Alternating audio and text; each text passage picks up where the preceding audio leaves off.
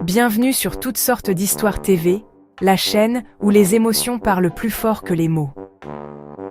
Aujourd'hui, plongez dans votre série dramatique préférée. Mon amour, ma vengeance, les blessures du passé. Installez-vous, aimez la vidéo, abonnez-vous et activez la cloche pour ne rien manquer. Commençons. Je tenais le téléphone entre mes mains comme un objet étranger, presque dangereux. Quelquefois, j'avais rejeté l'appel de Damien, ce manipulateur au sourire trompeur. Il pensait pouvoir tout contrôler, même les émotions de Nora. Mais je voyais clair dans son jeu. Nora n'était pour lui qu'un pion, un moyen d'assouvir ses propres blessures cachées. Il l'aimait, oui, mais d'une façon tordue, destructrice. Je posais mon téléphone près d'elle. Elle dormait, paisible, la respiration tranquille, comme si les larmes de tout à l'heure n'avaient jamais existé. Si seulement elle pouvait oublier tout ce qu'elle avait enduré à cause de lui. Je la regardais longtemps, puis je murmurais « Tant que je serai là, Damien ne t'approchera plus. » Et cette nuit, je le pensais sincèrement.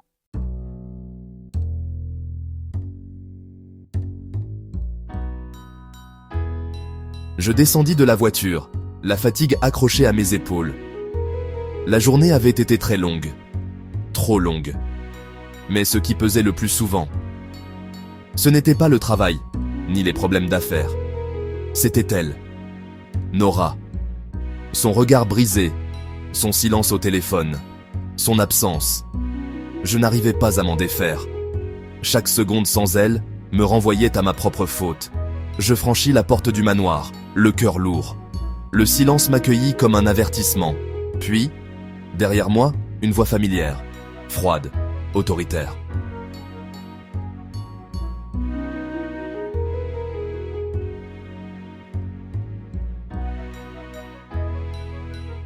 C'est à cette heure que tu rentres, Damien? Je me suis retourné tranquillement. Elle se tenait là tout droite, les bras croisés. Son regard me jugeait, comme toujours. J'avais des affaires à régler. Et pendant ce temps, qui s'est occupé de ta fille? Encore moi, comme toujours. Je soupirai, mais elle continua, implacable. Tu étais avec cette Nora, n'est-ce pas? Et maintenant, dis-moi la vérité. Où est-elle partie? Ce n'est pas ton affaire. Ah, donc elle est bien partie. Je le savais. Et crois-moi, je suis soulagée. C'était inévitable. Tu te réjouis vraiment de ça? Évidemment, elle n'était qu'une illusion. Une femme perdue qui pensait pouvoir remplacer Elena. Le nom d'Elena fit remonter une douleur sourde en moi. La mère de ma fille. Celle que je n'avais jamais cessé d'aimer. Du moins, c'est ce que tout le monde pensait. Elena va revenir, Damien. Elle, au moins, remettra de l'ordre.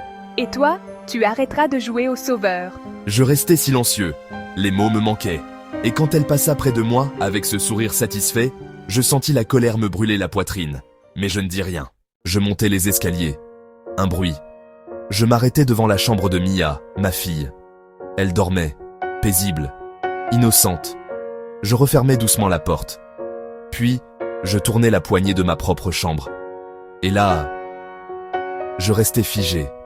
Sur le lit, endormi, vêtu à moitié, les cheveux en désordre, se trouvait Elena. 3 bouteilles vides traînaient au pied du lit. Tout semblait absurde. Je fis un pas en avant. Elle ouvrit les yeux. Damien? J'ai pris une inspiration silente. Qu'est-ce que tu fais ici? Elle se redressa à moitié, la voix faible. Ta mère m'a dit que je pouvais dormir ici. Je ne savais pas où aller. Je détournai les yeux. Il y a 22 chambres ici. Pourquoi la mienne? Elle répondit doucement. Parce qu'ici je me sens encore en sécurité, comme avant. Ces mots me percutèrent. L'avant n'existait plus. Pas depuis que tout avait explosé entre nous. Je serrai le poing. Rhabille-toi et sors d'ici. Tu es ivre. Dave ne doit pas te voir comme ça. Elle esquissa un sourire amer. Tu t'en souviens, hein? Tu me connais mieux que personne. Tu sais, je n'ai jamais pu t'oublier, Damien. Je secouai la tête. Tu es marié et Dave est mon ami. Elle éclata d'un rire nerveux.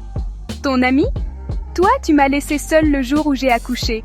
Tu appelles ça de l'amitié? Je baissai les yeux. Ces mots étaient des lames. Tu crois que j'ai oublié? Tu crois que je dors la nuit? Je n'ai jamais cherché d'excuses, Elena. J'ai juste fui. Elle répondit, la voix tremblante. Oui, comme toujours, tu fuis tout ce qui te fait peur, même l'amour. Un silence. Puis, d'une voix brisée, je t'aime encore, Damien. Tout s'arrêta. Son aveu flotta dans la pièce comme une prière. Elle pleurait, ses mains tremblaient. Et moi, je ne savais plus quoi ressentir. Je la pris dans mes bras, par réflexe, par pitié, peut-être encore par attachement. Elle murmura contre moi. Je voulais juste que tu m'aimes comme tu l'aimes, elle. Et le visage de Nora s'imposa aussitôt dans mon esprit. Oui, c'était elle, toujours elle. Je déposai Elena sur le lit, la recouvrant d'une couverture. Je m'apprêtais à partir quand elle murmura faiblement. Ne me laisse pas seule, pas cette nuit. Je restais figé. Son visage paisible contrastait avec la tempête dans ma tête. Je retirai doucement sa main de mon bras. Puis, je sortis, refermant la porte derrière moi. Pour de bon. Que va-t-il se passer après cette nuit ? L'histoire continue dans le prochain épisode. N'oublie pas de liker, de t'abonner et d'activer la cloche pour ne rien manquer de la suite de Mon amour, ma vengeance.